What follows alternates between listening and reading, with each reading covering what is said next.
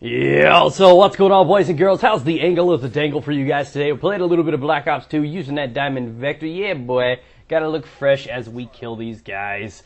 So, in the meantime, enjoy the gameplay. I'm here to talk to you guys about Black Ops 2, what I think about it, you know, how it fares against other Call of Duties, how it's different, and I guess an honest overall review of the game, because in my honest opinion, I think this is the best Call of Duty in some time and possibly ever. And I'm pretty sure you guys have your own opinions. I'd love for you guys to put comments down below. Let me know what you guys think about this. Which one was your favorite Call of Duty and why? How they differ. So please drop a comment down below. Let me know what you guys think. But listen to what I have to say before you actually just go in there and they're like, oh my god, what do you fucking pound? This game's a worry about.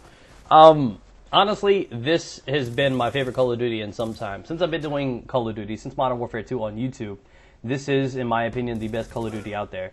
I think the closest one that comes to it is probably Call of Duty 4 for many different reasons. And I decided to hold off on this honest review because I wanted to see how the game did. There's always this kind of grand awe, you know, that first moment. You know when you have sex with your first girl, right? Or guy, or pillow. And you know that kind of feeling that you have. You feel attached to that person. You know how they always say your first one's always special. I mean, most of the girls are like, oh man, I can't believe that happened. That was like 30 seconds. I'll never get back. Or that just might be my experience. But anyways, you know how people like really never forget, you know, something that's really important. They're caught. They're stuck in awe. Something that's very important to them. They just completely got sideswiped. And what happens is you get stuck on something. So when the glamour and attraction of a new Call of Duty comes out, everybody is on their knees pleasuring the hell out of the game. Like, oh, this is the best Call of Duty ever. Oh my god. And as a community, especially in YouTube, we've grown to expect that we get so hyped up, so ready and willing and wet to see the next Call of Duty, that when it comes down to it, you know, we're loving it, we're, you know, pleasing, we're happy, it comes down to it, we're all like, it's the best Call of Duty ever. A month, 2 months in, we're like, wow, dude, this game's terrible. I don't know why people play it. We complain, we make videos about it, we rant, we whine, we want fixes, we want this and that. And that's kind of been the growing rate of how Call of Duty has been in the YouTube community. I mean, I came into Modern Warfare 2. The first couple months I played Modern Warfare 2, in my opinion, had they have done it right, had they have fixed things, had they have actually cared about their game, Modern Warfare 2 would have been the best Call of Duty ever made. Hands down, best Call of Duty ever made. Now, what I would like to say, the only game that I think comes close to trumping Black Ops 2, and what I would like to call the best Call of Duty, is Call of Duty 4, the original Modern Warfare. And the reason I love that game is not only was it fun, not only was it really solid with the kill streaks, everything was simple and balanced. Simplicity is a very important part in creating a video game, especially when I guess you're just creating the foundation for it. I think the biggest flaw with Call of Duty as it progressed is the fact that they kept trying to make so many game changers. They kept trying to change so many things. When it came down to it, not only did they create a couple great new ideas, but they also created a few bad ones in the process. And everybody tends to focus on negativity. And that's just completely what happens. I mean, in any aspect of life. I mean, you could do 10 great things in your life, but you do one bad thing, people remember you for that. Ain't that right, Clinton? Everybody knows how that kind of stuff goes. And, you know, through their attempts of trying to create a better game, create new kill streaks, bringing in new game types and all the things, they've created so many good things, but a couple of bad mistakes, and they didn't fix them.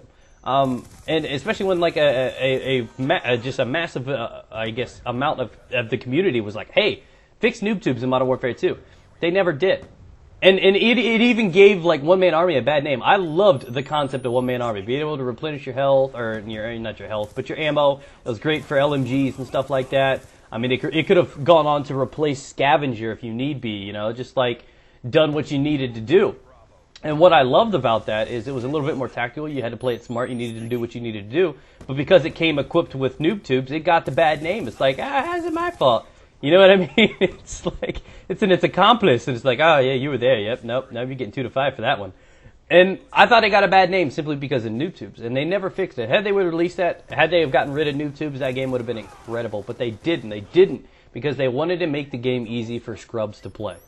Simply put, that's how they've always catered to bad players. When Call of Duty comes out, they leave death streaks in the game. So I guess some of the not as skilled players feel like they're getting rewarded, feel like they're doing good, or, you know, benefiting from something. You know, not everybody can be, you know, 40-0 every game. You know what I mean? So what they used to do is they put overpowered weapons in the game to make it so that everybody can have a solid shot. They put, death streaks in the game to kind of balance it out and, I guess, slow the momentum of the aggressive people. And it hurt a lot of skilled players. That really, really, really, really killed a lot of the Call of Duty games. Like Dead Man's Hand, worst idea ever. After they promised that Second Chance was going, not only did they leave Second Chance in it, they gave the Mother Bish a nice, handy-dandy piece of C4 that had the kind of blast radius that a Predator had. Modern Warfare 3 was so stressful. I mean, your streaks that you earned after having to deal through all the stuff, building up your streaks, an EMP could take it out. I mean, it just seemed like no matter how good you were, no matter what you did to earn your rewards, it just takes one little stupid incident.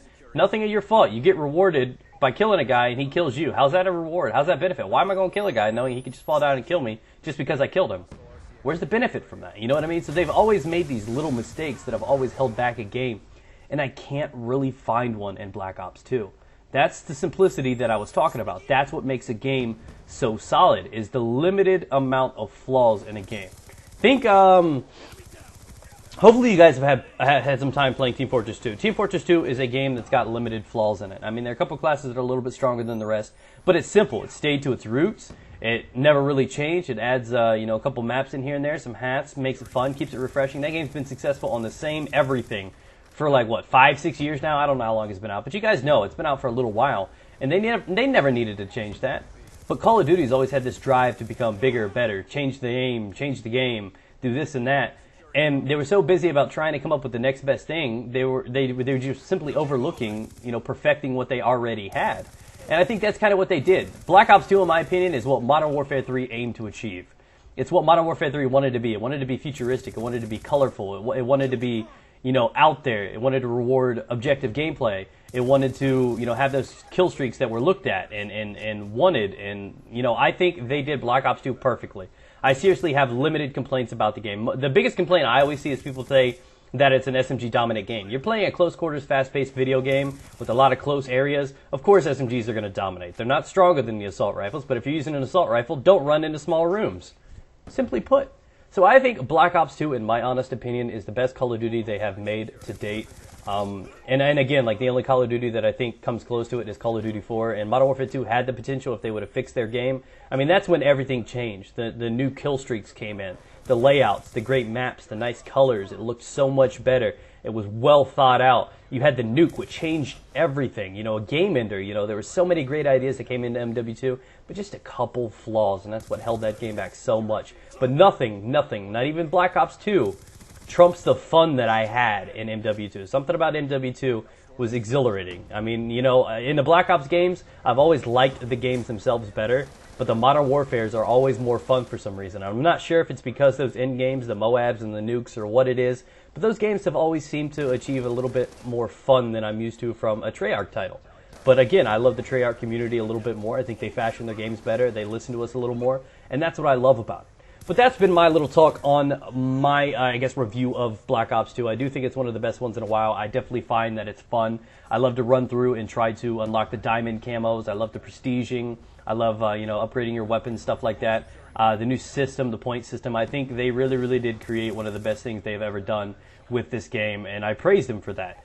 And again, I still find myself going for diamond guns, trying to master prestige, of trying to do all these things, and I still think 2 months into this, with months to come, I'm still going to be driving and having goals inside of the game like diamond camos and stuff like that to achieve. And I think that's what's fun. That's what brings people back. So I think they did one hell of a good job creating this game. And hopefully you guys agree with me. If not, you all have your own opinions. Let me know what you guys think down below about what I've said and what your favorite Call of Duty is. Thanks for watching, guys. Be sure to click on the left side of your screen. You could find the previous video, one of the more recent ones that I have in the collection, or you could simply click on the one on the right, which is an entire playlist, an entire collection of all the Black Ops 2 videos that I do have. Remember to subscribe if you are new here. Drop a like rating on the video, as it does help my channel grow. And also, you can find all of that information down in the description below, alongside my Twitter and Facebook. Come follow and like those as well to keep up to date with me, guys. Peace out. Get it.